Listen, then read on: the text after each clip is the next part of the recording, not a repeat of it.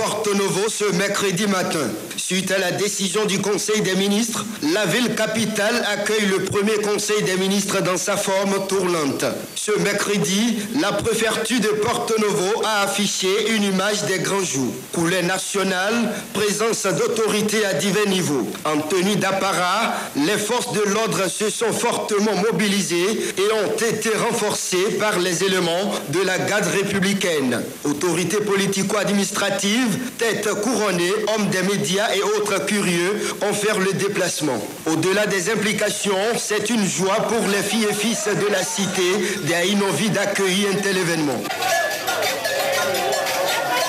Nous, ça nous fait plaisir de recevoir le chef de l'État et son gouvernement chez nous à Porto.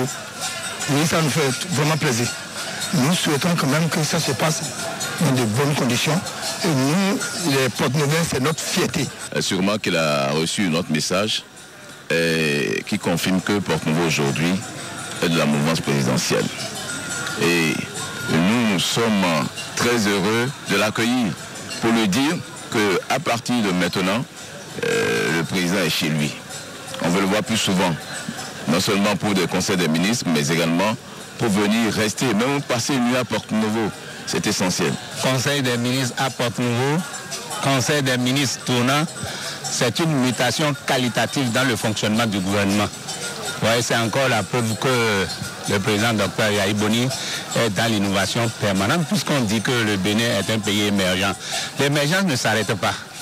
Tout ce qui peut permettre à la population de participer à la vie de la nation, il faut absolument faire profiter à cette population ce dont il a besoin. De toutes les manières, un chef de l'État ne se déplace pas pour rien.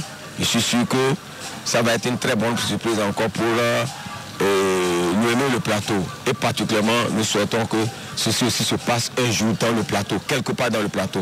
Parce que Porto Novo, c'est bel et bien le chef-lieu d'un département, et de nos deux départements aujourd'hui, mais on parle bien sûr du département de Novo du plateau. Nous souhaiterons qu'après ici, là, dans un délai raisonnable, que le chef de l'État puisse vraiment penser à une autre ville du plateau pour venir vraiment démontrer à nos populations qu'il est très proche de nous, comme il le fait dans toutes les situations. À travers ce conseil, ça prouve que le chef de l'État est avec nous, le chef de l'État est avec son peuple.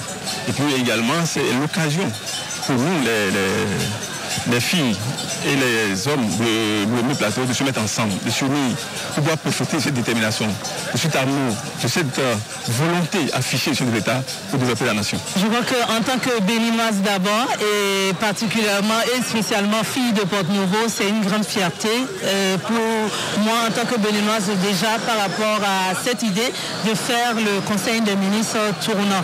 Cela a vraiment fait participer toute la population aux décisions qui se prennent en Conseil des ministres. Et les gens touchent du doigt un peu cette rencontre qui se fait de façon hebdomadaire au sommet de notre État. Et nous sommes particulièrement fiers que ce soit la première séance, ça commence par Porto Novo, qui est la capitale administrative de notre pays. Donc nous sommes très très contents, très heureux.